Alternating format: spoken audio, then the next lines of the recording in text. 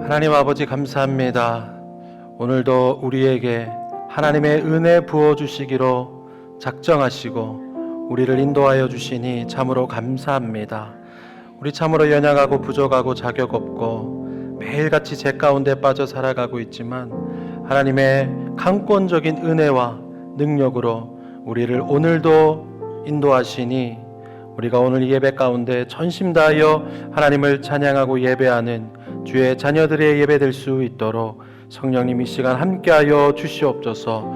오늘도 말씀하여 주실 것을 믿고 감사드리며 살아계신 예수님의 이름으로 기도드립니다. 아멘. 오늘 우리에게 주시는 하나님 말씀은 사무엘상 3장 1절부터 10절까지 말씀입니다.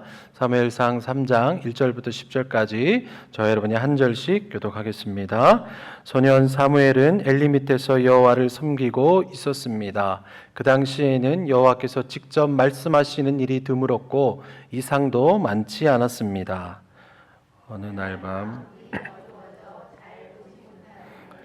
잠자리에 누워있고 하나님의 등불이 아직 꺼지지 않았고 사무엘은 하나님의 궤가 있는 여호와의 성전에 누워 있었습니다. 그때 여호와께서 사무엘을 부르셨습니다. 사무엘은 제가 여기 있습니다 라고 대답하고 곧 엘리에게 달려가 부르셨습니까? 저 여기 있습니다 하고 말했습니다. 엘리는 내가 부르지 않았다. 돌아가서 자거라 하고 말했습니다. 사무엘은 가서 누웠습니다. 사무엘아, 그러자 사무엘이 일어나 엘리에게 가서 말했습니다. 여기 있습니다. 저를 부르셨지요. 엘리가 대답했습니다. 내 아들아, 나는 부르지 않았다. 돌아가서 자거라. 그때까지 사무엘은 여호와를 잘 알지 못했고 여호와의 말씀도 아직 그에게 나타난 적이 없었습니다. 여호와께서 세 번째로 사무엘을 부르셨습니다. 사무엘은 일어나 엘리에게 가서 말했습니다. 여기 있습니다. 저를 부르셨지요? 그제야 엘리는 여호와께서 이 소년을 부르시는 것을 깨달았습니다. 그래서 엘리는 사무엘에게 가서 누워 있다가 다시 그분이 너를 부르시면 여호와여 말씀하십시오. 주의 종이 듣고 있습니다 라고 말해라 하고 일러 주었습니다. 사무엘이 돌아가 자리에 누웠습니다. 여호와께서 나타나셔서 그곳을 서서 조금 전처럼 부르셨습니다. 사무엘아, 사무엘아. 그러자 사무엘이 말했습니다. 말씀하십시오. 주의 종이 듣고 있습니다. 아멘. 주님의 말씀입니다. 계속해서 바이블 익스프레스를 통하여 하나님의 은혜 누리시기를 축복합니다. 성경을 7가지 시대로 나누면 이제는 다 암기하셨죠? 처음에 창조, 족장, 광야, 정복, 사사, 왕정, 포로 시대, 이렇게 7시대로 우리가 이 구약을 나눌 수가 있습니다. 오늘 벌써 저희가 6번째 시기인 왕정 시대로 들어가게 되는데 4주 동안 저희가 왕정 시대를 다룹니다. 이 구약 성경에서 왕정 시대를 다루는 책은 총 6권입니다. 사무엘 상하, 열왕기 상하, 그리고 역대 상하이죠. 히브리 성경에는 이 사무엘 상하가 한 권으로 되어 있지만 이 히브리 성경이 헬라어로 번역되면서 상하로 나누어지기 시작을 했지요. 그렇기 때문에 사실 이 상하로 나누어져 있지만 한 권의 책이고 하나의 이야기라고 생각하시면 됩니다. 이 6권의 책을 한 문장으로 요약을 하면 이렇게 말할 수 있어요. 이스라엘의 마지막 사사 사무엘을 통한 왕정 국가 수립 이야기와 통일 왕국의 세 왕들의 이야기, 그리고 남유다 북이스라엘로 나뉜 분열 왕국의 무려 39명의 왕들의 이야기이다. 이 문장을 교재에 그림으로 잘 그려두었더라고요. 교재 109페이지 아래에 있는 그림, 또 교재 116페이지 위에 있는 그림입니다. 왼쪽과 오른쪽에 나와 있는 이 그림들을 이 4주 동안 계속해서 기억하며 또 이 왕정 시대의 말씀을 함께 나누면 좋겠습니다. 먼저 이 6권의 책에 대한 간단한 개요를 설명해 드릴게요. 첫 번째 사무엘상은 이 마지막 사사 사무엘에 대한 이야기죠. 마지막 소명을 다루고 또 그 가운데 기름 부음 받은 첫 번째 왕 사울이 등장하고 실패하게 되고 그간에 이 다윗이 왕으로서 준비하는 시기를 사무엘상에서 다루게 됩니다. 그리고 사무엘 하의 주인공은 단 한 사람입니다. 바로 이 다윗의 생애에 대해서 다루는 것이 사무엘하지요. 그리고 열왕기상은 솔로몬의 이 통일왕국의 부국강병 이 영화를 다루고 그러나 그것과 완전히 반대로 하반부에는 북이스라엘과 남유다로 갈라지게 되는 이야기들을 다룹니다. 그리고 열왕기하에는 북이스라엘의 멸망과 남유다의 멸망 이야기를 다루는 것이지요. 그렇다면 우리 성도님들이 잘 읽지 않는 역대상 역대하는 과연 어떤 책일까요? 아마 이 내용들이 다 반복되기 때문에 우리가 그냥 읽었다 치고 하는 것도 있겠지만 이 바이블 익스프레스 테리올 저자가 기가 막히게 이 역대상과 역대하의 이야기를 적어 두었더라고요. 역대상을 일컬어서 113페이지에 보면 사무엘 하에 대한 하나님의 거룩한 주석이다. 그리고 역대하는 열왕기 상하에 대한 하나님의 주석이다. 이렇게 정리를 깔끔하게 해 두었습니다. 그래서 이 6개 책을 왕정 시대를 다루는 책으로 우리가 알고 있는데 이 6개 책을 나란히 열거하면서 여러분들이 그림을 그려가시면서 이 말씀을 읽으시고 함께 나누도록 하겠습니다. 오늘은 이 6권 중에 첫 번째 책 사무엘상에 대해서 나누려고 하는데요. 먼저 등장인물로 구분한 사무엘상의 구조는 3개의 구조로 나눌 수가 있습니다. 첫 번째는 1장부터 8장까지인데 등장인물은 사무엘 이야기죠. 사사 사무엘 이야기입니다. 이 사람이 어떻게 이스라엘 국가의 왕정을 가이드하고 있는가. 이 단락에서 주요한 사건은 우리가 잘 알고 있는 사무엘의 엄마의 이야기가 나오고 또 그전에는 엘리 제사장과 그 아들들 그 끔찍한 제약 가운데 있던 그들의 이야기가 나오고 본격적으로 이스라엘이 왕정으로 나아가는 그 이야기의 시작을 다룹니다.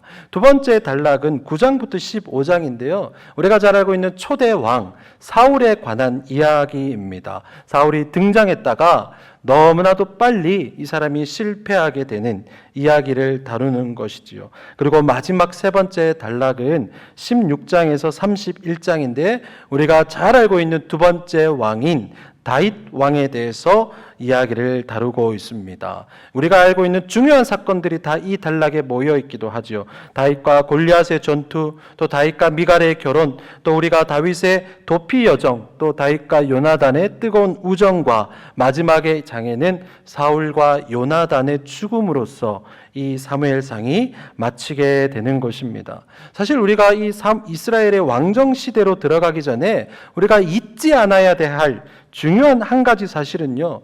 왕정 시대 이전이 어떤 시대였습니까? 사사시대죠. 이 사사시대는 이스라엘의 영적인 암흑기 시대라고 우리는 알고 있죠. 이 관점으로 본다면 저는 이 사무엘 상하부터 열왕기 상하까지 단순히 그냥 이스라엘의 역사책을 말하는 것이 아니라 왕들이 무엇을 했는지를 기록한 역사책이 아니라고 생각하고 싶어요. 이 책은요, 영적으로 가장 밑바닥에 있는 이스라엘 백성들을 하나님께서 어떻게 그들을 구원하시고 건지시는가, 그렇게 밑바닥에 있는 이스라엘 백성들을 어떻게 이끌어 가시면서 하나님의 구속사를 이끌어 가시는가를 하나님께서 보여주는 책이 바로 사무엘상이고 계속해서 이어지는 왕정시대의 하나님 말씀입니다. 그렇기 때문에 즉 창세기부터 지금까지 계속해서 하나의 이야기로 읽으셔야 된다는 거예요. 이제 모세의 오경 끝났고 이제 여호수아도 끝났고 사사기도 끝났고 이제 지루한 역사책이다라고 생각하실 것이 아니라 창세기부터 지금까지 계속해서 하나의 이야기로 달려가고 있다는 것을 성도님들이 꼭 기억하시고 이 사무엘상 말씀으로 들어가시면 좋겠습니다. 그런 관점으로 볼 때 우리에게 이해가 되는 것 한 가지가 있는데, 이 사무엘상부터 시작하는 이 왕정시대 이야기가 이토록 짧은가? 역사책이라고 하는데 왜 수많은 사건들을 다 다루지 않고 요것만 치사해서 기록이 되는가? 우리가 비로소 이해할 수 있지요.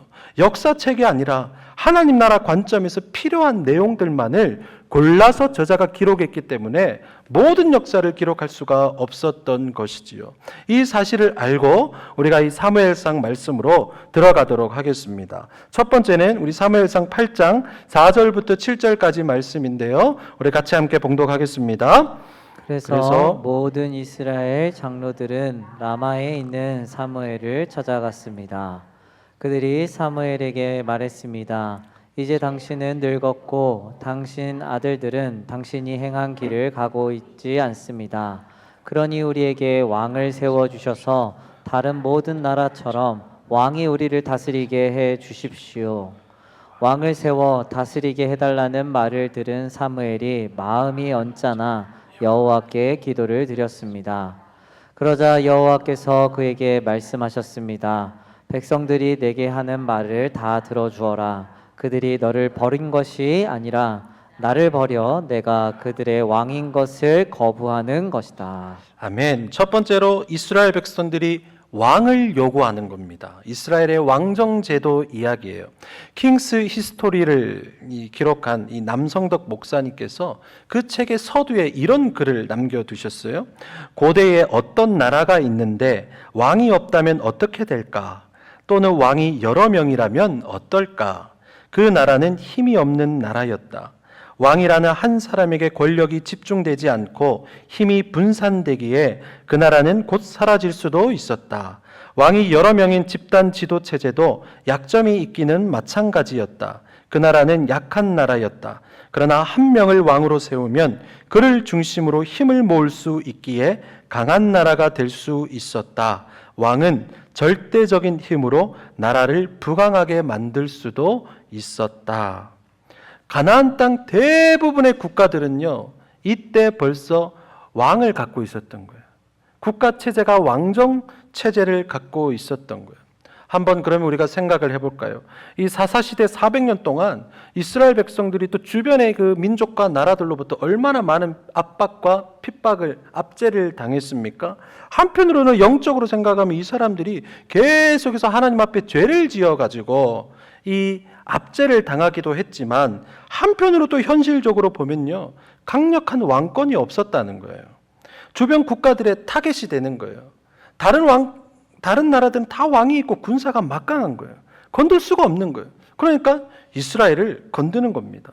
어쩌면 하루빨리 이 이스라엘이 왕정 체제를 갖추는 것이 이 가나안 땅에서 계속해서 지속적으로 나라를 발전시켜 갈 수 있는 방법으로 여겨지는 것이죠. 그렇기 때문에 현실적으로 이스라엘 백성들이 우리에게도 왕을 주십시오 라고 하는 이 요구가 어떻게 보면 참 설득력 있다라고 여겨지는 것이지요. 그런데 하나님께서는요, 그 이스라엘 백성의 요구에 이렇게 응답하셨어요. 그들이 나를 버렸다. 그들이 나를 버렸다. 나를 거부한 것이다. 하나님이 당시 그 땅의 모든 이 상황들을 모르시고 이렇게 말씀하는 것일까요? 다 알고 계시죠. 그런데도 하나님은 그들이 나를 버렸다. 나를 거부했다. 이렇게 말씀하셔요. 신앙이 있는 사람이나 없는 사람이나 우리는 다 똑같이 이 땅을 밟고 살아가지 않습니까? 그냥 겉으로 보기에는 다 똑같아요. 다 같은 땅, 같은 공기 마시면서 우리가 살아갑니다. 그런데 살아가는 방식은 다르죠. 다를 수밖에 없지요. 하나님께서는 이스라엘이 비록 가나안 땅을 살아간다 할지라도 그들과는 다르게 살아가기를 원하셨습니다. 왜냐하면 이스라엘의 국가의 시작부터 하나님께서 그들을 창조하신 그 시작이 그들 국가들과는 완전히 달랐기 때문이에요. 출애굽기 19장 5절 6절에 이렇게 기록합니다. 세계가 다 내게 속하였나니 너희가 내 말을 잘 듣고 내 언약을 지키면 너희는 모든 민족 중에서 내 소유가 되겠고 너희가 내게 대하여 제사장 나라가 되며 거룩한 백성이 되리라. 너는 이 말을 이스라엘 자손에게 전할지니라. 하나님께서의 계획은 이스라엘이 제사장 나라가 된다는 거예요. 하나님의 계획은 이스라엘이 거룩한 백성이 되라는 거예요. 근데 이 말을 오해하면 안 되는 겁니다. 아, 이스라엘이 잘 먹고 잘 살면 되는구나. 이스라엘만 잘 먹고 잘 살면 되는구나. 그런데 그것이 아니라는 거예요. 하나님께서 이스라엘에게 제사장 나라가 되라는 거예요. 제사장이 누굽니까? 어떤 사람이에요? 하나님과 백성들을 연결시켜주는 중재자잖아요. 이 제사장 나라가 된다는 것은 이스라엘이 만민을 하나님께 돌아오게 하는 그 중재자로서의 역할을 감당하는 민족과 나라와 국가가 되라는 거예요. 그렇기 때문에 이스라엘이 가나안 나라들처럼 왕정 체제를 따라갈 것이 아니라 광야에서 이미 다 훈련하고 연습을 했잖아요. 먹고 마시는 것, 전쟁까지도 모든 삶을 하나님 나라 방식으로 살아가야 하는 거예요. 그렇게 지음을 받은 거예요. 그런데 이스라엘 백성들이 똑같이 하는 겁니다. 우리에게도 왕을 주십시오. 우리에게도 왕을 주십시오. 이 사건은요, 단순히 그냥 왕을 달라는 그런 어떤 백성들의 어떤 민원이 아니라 그들의 신앙이 얼마나 밑바닥까지 추락했는가를 보여주는 말입니다. 어쩌면 그들이 여전히 사사기의 영적 암흑기를 지나가고 있는 건지 모르겠습니다. 겉으로는 왕정 체제를 빨리 이루어가지고 빨리 우리나라를 부강하게 만들어야겠다. 빨리 그 누구도 함부로 할 수 없는 아주 강대한 나라로 만들어야겠다. 그런데 영적으로는 오히려 애굽의 노예 생활보다도 못한 상태로 돌아가는 것이라는 거예요. 그래서 하나님께서 그들이 나를 거부했다라고 말씀하고 계십니다. 요즘에 누군가가 이런 말도 했다 하더라고요. 다시 석기 시대로 돌려버리겠다. 그런데 제가 그 말이 오늘 이 말씀이 떠오르는 거예요. 이스라엘 백성들이 왕정 체제를 요구하는 것은 그들 스스로 우리 다시 석기 시대로 돌아가겠다는 거예요. 다시 우리 과거로 돌아가겠다. 그래서 하나님께서 이거를 거절하시고 그렇지만 또 용인을 해 주셨던 겁니다. 우리가 이 이스라엘의 왕정 시대를 우리가 바라보고 또 이 말씀 읽을 때 이 왕정 시대에 대해서 어느 다른 국가들처럼 똑같이 우리가 해석하고 보아서는 안 된다라는 것이지요. 지금 이스라엘은 더 좋은 나라로 발전하려고 하는 것이 아니라 오히려 무너져 내려가고 있다는 것입니다. 그런데 하나님은 어떤 분이실까요? 하나님이 어떤 분이시에요?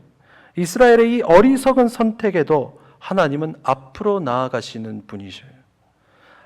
아무리 이스라엘이 이상한 선택을 한다 할지라도 하나님은 그들을 붙들고 계속해서 앞으로 나아가시는 분이십니다.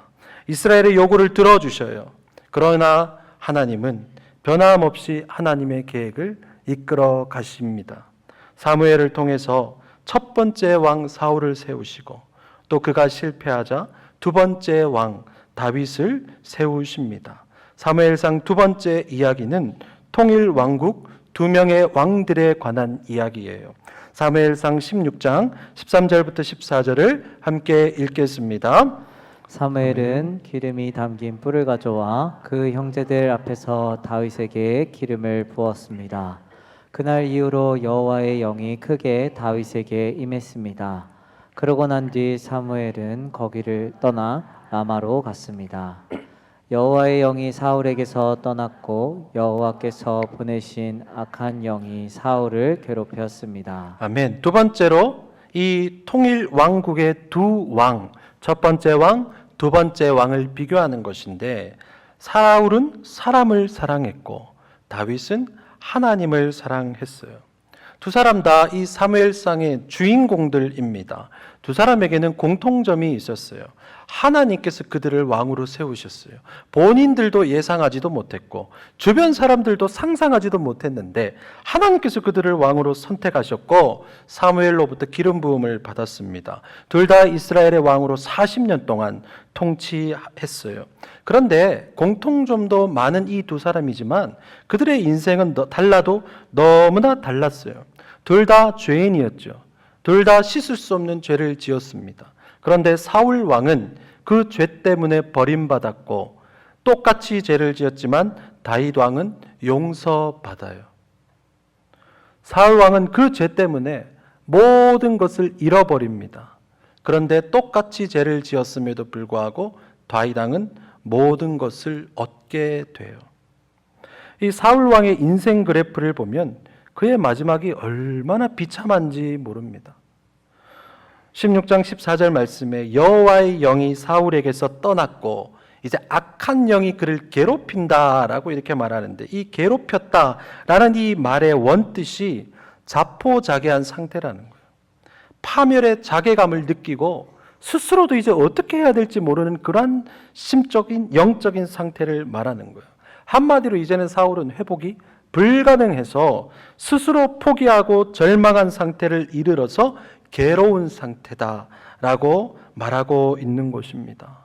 그런데 반대로 다윗은 어때요? 다윗은 어떤 상태라고 성경은 말합니까? 주의 영이 임했다. 주의 영이 크게 임하더라. 저는 어릴 때 이 성경 이 본문을 읽을 때 하나님이 성령 하나님께서 갈아타셨구나. 이제 사울의 시대는 끝나고 이제 다윗에게 갈아타셨구나. 이런 그냥 순수한 마음으로 그렇게 느껴졌는데, 성경은 지금 그것을 말하는 것이 아니에요. 이 두 사람의 어떤 삶과 신앙과 또 현실과 영적인 상태를 극명하게 대조함으로써 우리에게 질문하고 있는 거예요. 너는 사울처럼 될 건가? 아니면 너는 다윗처럼 될 것인가? 너는 사울처럼 살 것인가? 아니면 너는 다윗처럼 살 것인가? 이 두 왕의 이야기는요, 단순히 두 사람의 개인사가 아닌 거예요. 이스라엘의 왕들을 기록한 역사의 그냥 기록으로 우리가 바라보면 안 된다는 거예요. 사울은 세상을 대표하는 사람인 거고, 다윗은 하나님 나라를 대표하는 사람으로 성경은 말하고 있는 것입니다. 그래서 이 사무엘상을 통해서 두 사람의 마음이 어디를 향하고 있는지, 누구를 향하고 있는지를 보면 그것이 더 명확하게 드러납니다. 사무엘상 15장 30절 우리 함께 읽겠습니다. 사울이 대답했습니다. 내가 죄를 지었습니다. 그러나 내 백성의 장로들과 이스라엘 앞에서 내 체면을 세워 주십시오. 나와 함께 가서 내가 여호와의 당신의 하나님을 경배하도록 해 주십시오. 아멘. 사울의 이 반복되는 언어들을 한번 잘 살펴보세요. 사무엘상에 나오는 사울의 언어 습관을 살펴보면 그 사람의 마음이 지금 어디를 향하고 있는지를 발견하게 되는 겁니다. 사울의 마음이 어디에 있어요? 사람들을 향하고 있다는 거예요.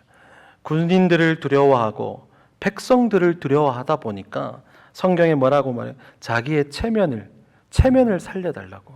내 체면이 지금 말이 아니다 라고 이렇게 생각하게 되는 거예요. 사무엘상 13장에 보면 블레셋과 이스라엘의 전투가 있습니다. 이 사건 너무나도 유명하죠. 빨리 전쟁을 해야 되는데 사무엘이 도착하지 않으니까 사울이 어떻게 해요?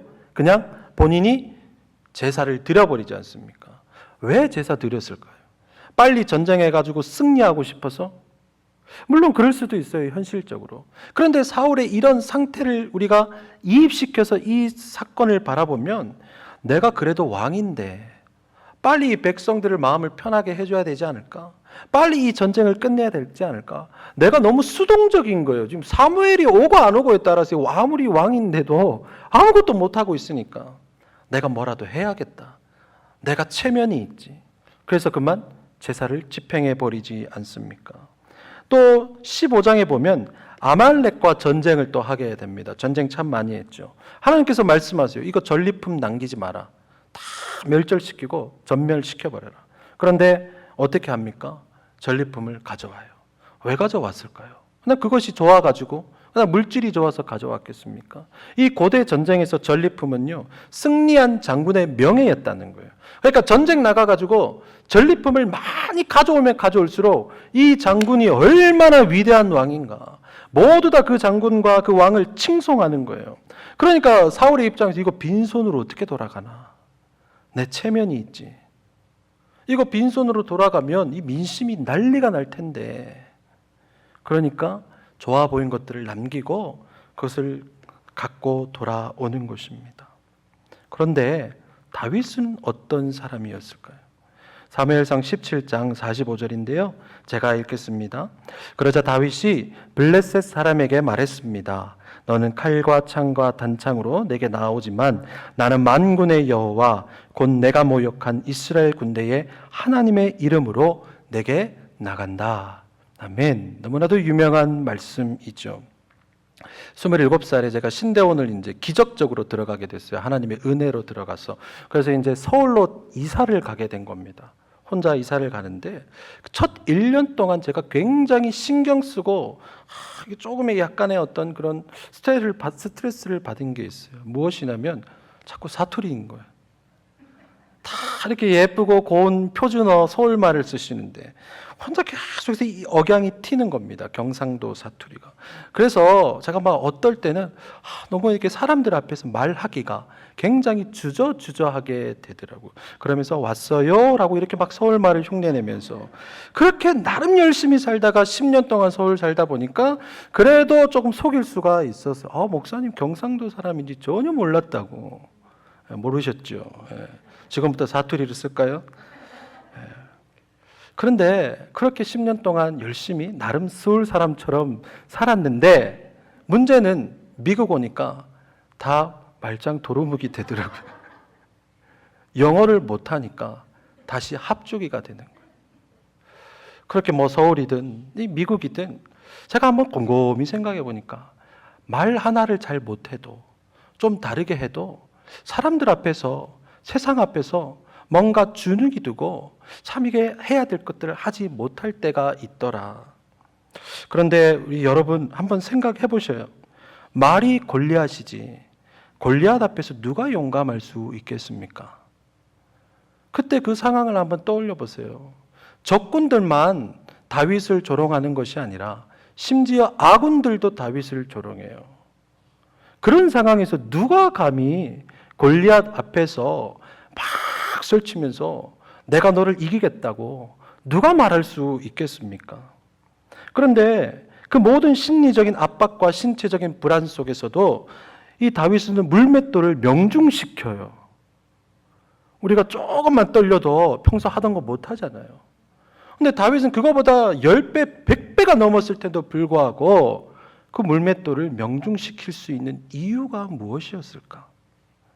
제가 표현이 좀 거칠어도 이해해 주시기를 바랍니다. 아마 다윗은 미치고 팔짝 뛰었을 거예요. 왜 미쳤습니까? 저 블레셋 군사가 하나님을 욕하니까.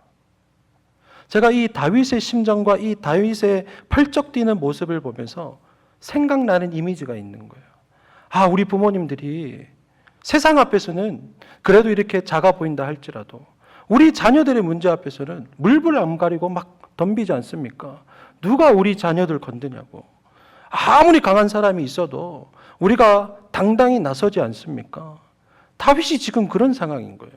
하나님을 욕하니까 물불 안 가리고 이 골리앗에게 덤벼드는 거예요. 그 열정으로 물맷돌을 던져가지고 한 번에 이 골리앗을 쓰러뜨렸던 것입니다. 왜요? 다윗에게는 그 마음이 하나님께 있었으니까. 너무나 미치고 팔짝 뛸 노릇인 거예요. 그런데 누가 봐도 정말 골리앗과 싸워도 될 만한 그 덩치와 체격을 갖고 있던 사람이 있었어요. 누구예요? 사울이에요. 근데 그 사람은 가만히 있는 거예요. 물론 왕이니까 뭐 누군가가 나가서 싸워야 되기도 했겠지만 국가가 지금 비상 상황인데 왕이 어디 있습니까? 그런데도 불구하고 그 사람은 그 진영에서 가만히 있어요. 왜 가만히 있었을까요? 우스운 꼴 당할까 봐. 왕의 체면이 정말로 망가질까 봐. 아마 그러지 않았을까. 그렇게 다윗은 하나님을 사랑했고 사울은 사람을 사랑했던 겁니다. 이것이 두 사람의 결정적인 차이였던 것입니다. 시편 62편은 다윗이 얼마나 하나님을 신뢰했는지를 보여줍니다. 시편 62편 1절 개역개정 말씀인데요. 나의 영혼이 잠잠히 하나님만 바라며 나의 구원이 그에게서 나오는 도다. 아멘. 여러분, 바람만 살짝 불어도 엉덩이가 들썩거리죠. 다윗은 어쩜 그렇게 잠잠할 수 있었을까? 태풍이 부는데도 왜 그 사람은 잠잠하게 있었을까? 하나님께 마음을 두고 있었기 때문이에요. 시편 37편에서도 고백하죠. 여호와 안에서 잠잠히 그분을 참고 기다리십시오. 고라 자손도 이렇게 고백합니다. 46편에 너희는 가만히 있어 내가 하나님을 알지어다. 어느 날 예루살렘 거리에서 막 노래 소리가 들렸습니다. 사무엘상 18장 7절에 이렇게 말해요. 우리 같이 한번 봉독하겠습니다. 여인들이 뛰놀며 노래하여 이르되 사울이 죽인 자는 천천히요 다윗은 만만이로다 한지라. 아멘. 교회도 참 소문이 빠른데 동네도 소문이 얼마나 빠릅니까? 어제 내게 있었던 소식을 이미 누구 친구 옆집 다 알게 되죠. 아마 이 노래도 이 여인들이 불렀다고 하는데 아마 내일이면 어린아이들도 다 부를 거예요. 그렇다면 뭐 사울도 들었을 거고 다윗도 들었지 않겠습니까? 그런데 이 노래를 둘 다 들었을 텐데 두 사람의 반응은 다른 거예요. 17장 8절에 사울의 반응이 나옵니다. 사울은 이 노랫소리를 듣고 몹시 불쾌하고 화가 치밀어 올랐다는 거예요. 몹시 불쾌했고 화가 치밀어 올랐다. 왜 그렇게 불쾌하고 치밀어 올랐을까? 왜 그렇게 화를 냈을까? 사람들의 마음을 빼앗겼다고 생각했기 때문에. 저 사람들의 마음이 내게로 와야 되는데 이 다윗에게 그 마음을 빼앗겼으니 너무나도 불쾌하고 화가 치밀어 올랐던 겁니다. 그런데 여러분, 다윗은 어떻게 반응했을까요? 다윗은 어떻게 반응했을까요? 뭐 입꼬리가 쓱 올라가가지고 막 너무 좋아했을까요? 아니면 막 인기 좀 확인해 보려고 막 저작거리를 돌아다니면서 막 이렇게 막 사람들이 나를 칭송하는 거, 마치 그의 아들 압살롬처럼.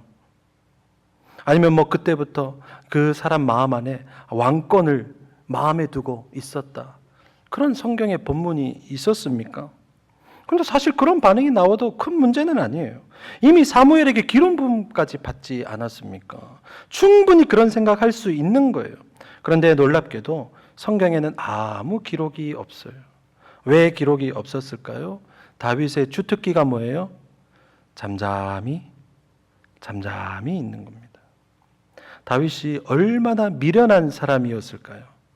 이 사무엘상 21장부터 27장까지 아주 긴 내용인데 눈물 없이 읽을 수 없는 다윗의 피난기가 나와요. 이때 절호의 찬스가 찾아옵니다. 24장 4절 말씀 같이 읽겠습니다. 다윗의 내 부하들이 말했습니다. 오늘이야말로 여호와께서 내가 내 원수를 내 손에 넘겨주어 내 마음대로 하도록 하리라 라고 말씀하신 그날인가 봅니다. 그러자 다윗은 살그머니 기어가 사울의 겉옷 한 자락을 잘라냈습니다. 아멘. 다윗이 절호의 찬스를 얻었는데 어떻게 해요? 사울을 살려줘요. 이게 갑자기 너무 당황스러워서 살려줬나? 아니에요. 26장에 또 한 번 사울을 살려줍니다. 이것은 그의 진심이었다는 것을 성경은 말하는 거예요. 그의 주특기가 뭐예요? 잠잠히 있는 거예요. 물론 그냥 잠잠히 힘이 없어서 용기가 없어서 방법이 없어서 잠잠히 있었던 것이 아니라 하나님을 신뢰하는 침묵이었던 것입니다. 사랑하는 성도님들, 우리가 다시 한번 확인하는 거예요. 사울은 세상을 대표하는 사람이고 다윗은 하나님 나라를 대표하는 사람인 거예요. 하나님의 백성 이스라엘은 누구처럼 살아가야 돼요? 사울이 아니라 다윗처럼 살아가라는 거예요. 가나안의 우상을 섬기는 것이 아니라 하나님을 섬기고 하나님께 마음을 두고 살아가라고 성경은 말하고 있는 것입니다. 그래서 사무엘상의 주제와 그 요점과 교훈은 확실합니다. 사울처럼 살면 패가 망신당하더라. 사울처럼 살면 멸문지화, 풍비박산 당하더라. 그런데 똑같은 죄인이지만 다윗처럼 참된 눈물의 회개를 통해 하나님께 다시 돌아온다면 하나님은 여전히 우리에게 구원의 빛을 비추신다. 그것뿐만 아니라 하나님은 우리와 함께 하신다. 이것이 바로 다윗의 언약이 깨어지지 않았던 이유예요. 그래서 사울과 다윗의 이야기는 단순한 역사적 기록이 아니라 이 땅을 살아가는 하나님의 백성들이 반드시 하나님께 마음을 두고 살아야 한다는 것을 우리에게 교훈하고 있는 하나님의 구속사 이야기인 것입니다. 그런데 문제가 있어요. 이 믿음을 갖고 살아간다는 것이 얼마나 힘든 일인가. 우리가 살아가는 세상이 갈수록 하나님을 의심할 일이 참 많아지고 하나님을 믿을 수 없고 하나님을 부인할 수밖에 없는 수많은 사건들과 일들이 일어나지 않습니까? 마치 사사시대처럼 모두가 죄짓고 사는 세상에서 우리가 무슨 수로 견고한 믿음을 지키고 우리가 살아갈 수 있겠는가? 그게 문제잖아요. 그런데 사무엘상은 그런 영적 암흑기 속에서도 하나님께서 우리와 함께 하신다고 말씀하고 있습니다. 오늘 본문 말씀 1절, 2절을 같이 봉독하겠습니다. 소년 사무엘은 엘리 밑에서 여호와를 섬기고 있었습니다. 그 당시에는 여호와께서 직접 말씀하시는 일이 드물었고 이상도 많지 않았습니다. 어느 날 밤 눈이 어두워져 잘 보지 못하는 엘리가 잠자리에 누워 있고 아멘. 세 번째로 여전히 하나님의 등불은 꺼지지 않았다는 거. 하나님의 의지를 보여주고 있는 것이죠. 사무엘상 1장부터 2장은요. 제사장 엘리 시대의 그 악함을 보여주지요. 엘리 제사장 아들들이 얼마나 추악한 죄를 지었습니까? 그런데 또 그것을 아버지는 방관해요. 대제사장임에도 불구하고 그것을 그냥 버려두는 거예요. 결국은 2장에서 이 가문이 저주받는 것으로 이야기는 끝이 납니다. 그래서 1장, 2장을 읽다 보면 여전히 분위기가 사사기와 같아 보이는 거예요. 너무나도 침울하고 우울하고 죄악이 난무하는 영적 암흑기의 분위기가 계속해서 이어지는 겁니다. 이런 이스라엘의 영적인 상태를 잘 보여주는 말씀이 3장 1절 말씀이에요. 그 당시에는 여호와께서 직접 말씀하시는 일이 드물었고 이상도 많지 않았습니다. 왜 그랬을까? 당연하죠. 제사장은 하나님과 이스라엘의 중재자잖아요. 하나님의 말씀을 받아가지고 백성들에게 전달하는 사람이 제사장이에요. 근데 그 제사장이 누구예요? 엘리잖아요. 본인의 역할을 하지 않는 거예요. 하나님의 말씀이 들리지 않지요. 하나님의 말씀을 들리지 않는 그런 이스라엘의 영적인 상태가 어땠겠습니까? 사사기의 주제와 같은 거예요. 각기 옳은 대로 마음대로 살아가고 있지 않았겠습니까? 안타깝게도 그런 세상은요, 하나님이 계시지 않는구나 라고 느껴질 수가 있는 거예요. 하나님 도대체 어디서 무엇을 하십니까? 이토록 끔찍한 일이 일어나고 있는데 왜 하나님 이것을 방관하십니까? 하나님 저 악인, 저 죄인 왜 즉각적으로 심판하지 않습니까? 그러한 것들이 풀리지 않다 보면 결국은 믿음을 잃어버리는 끔찍한 일도 일어나는 것이죠. 그런데 그런 영적 암흑기에도 하나님은 이스라엘과 함께 하셨다는 거예요. 우리 3절 말씀 같이 읽겠습니다. 하나님의 등불이 아직 꺼지지 않았고 사무엘은 하나님의 궤가 있는 여호와의 성전에 누워 있었습니다. 아멘. 여기서 하나님의 등불은요, 실로에 세워진 그 성막의 등잔대 등불을 말하는 거예요. 그 하나님의 등불이 꺼지지 않았다라는 거예요. 출애굽기 27장에 의하면 이 성막의 등불은요, 저녁부터 아침까지 계속해서 켜두어야 한다는 거예요. 왜냐? 이 광야의 밤에도 그 등불이 켜져 있음으로써 하나님께서 우리와 함께하고 계신다. 그래서 이 등불은 하나님의 현존을 의미하고 있는 것이거든요. 비록 더 이상 하나님이 함께하지 않아 보이는 그 세상을 살아가고 있지만 하나님의 등불은 여전히 켜져 있다고 성경은 말하고 있다는 거예요. 우리가 아무리 이 세상과 이 땅을 바라봐도 하나님 도대체 뭐 하시냐? 하나님 어디 계십니까? 이렇게 말해도 하나님의 등불은 여전히 켜져 있다라는 거예요. 근데 한번 우리가 또 생각해 볼 수 있어요. 이 등불 누가 관리했을까? 하나님께서 그냥 이걸 계속 켜두셨을까? 누가 이 등불을 관리했을까요? 대제사장이 직접 이 등불을 관리하지는 않았을 거예요. 밑에 수많은 제사장이 있었기 때문에 당연히 그의 아들들도 이것을 신경 쓰면서 관리하지 않았을 거예요. 그들은 죄짓기 바빴잖아요. 누가 이 등불을 관리했겠습니까? 누가 이 등불 꺼트리지 않도록 계속해서 지켜보고 기름을 댔겠습니까? 흉흉한 소문이 들리고 소망이 없는 상황이 계속해서 반복되어지고 모두가 죄악을 향해 달려가는 영적인 상태로도 좌로나 우로나 치우지 않고 자신의 자리에서 맡겨진 소명을 감당하고 있었던 제사장 중에 누군가가 분명히 그 등불을 관리하고 있었던 거예요.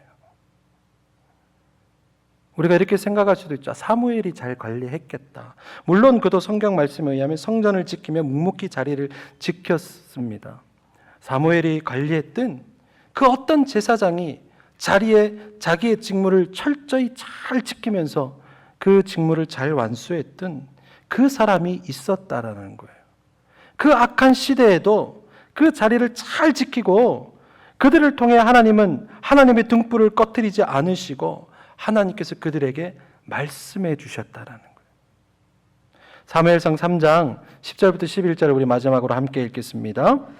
여호와께서 나타나셔서 그곳에 서서 조금 전처럼 부르셨습니다. 사무엘아, 사무엘아. 그러자 사무엘이 말했습니다. 말씀하십시오. 주의 종이 듣고 있습니다. 그러자 여호와께서 사무엘에게 말씀하셨습니다. 보아라, 내가 이스라엘에 어떤 일을 행할 것이다. 그것을 듣는 사람마다 두려워서 귀가 울릴 것이다. 아멘. 저는 이 말씀이요, 이스라엘 왕정 시대를 관통하는 전체적인 주제라고 생각을 해요.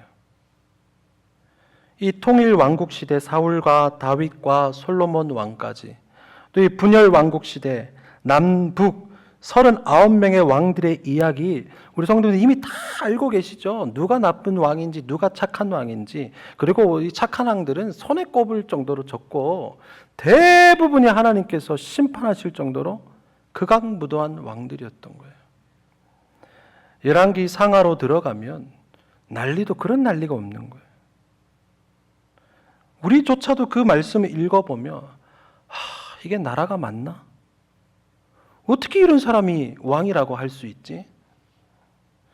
도대체 어떻게 이런 끔찍한 악한 일들이 일어나지?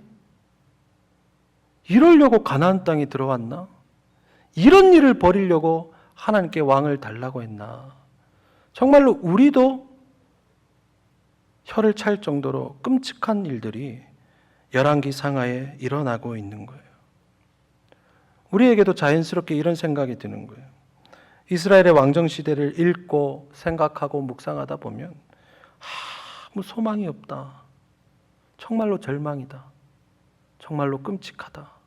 이게 나란가? 이게 하나님의 나란가?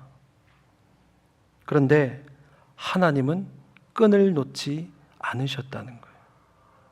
그때마다 하나님의 등불을 관리하는 사람들을 계속해서 보내시는 거예요. 아무리 하나님의 말씀이 안 들려도 하나님의 말씀을 청종하는 사람을 준비시키시는 것입니다. 사사 사무엘이 그랬고 다윗이 그랬고 나단과 스마야와 엘리야와 엘리사와 이사야와 에레미야가 그랬던 거예요.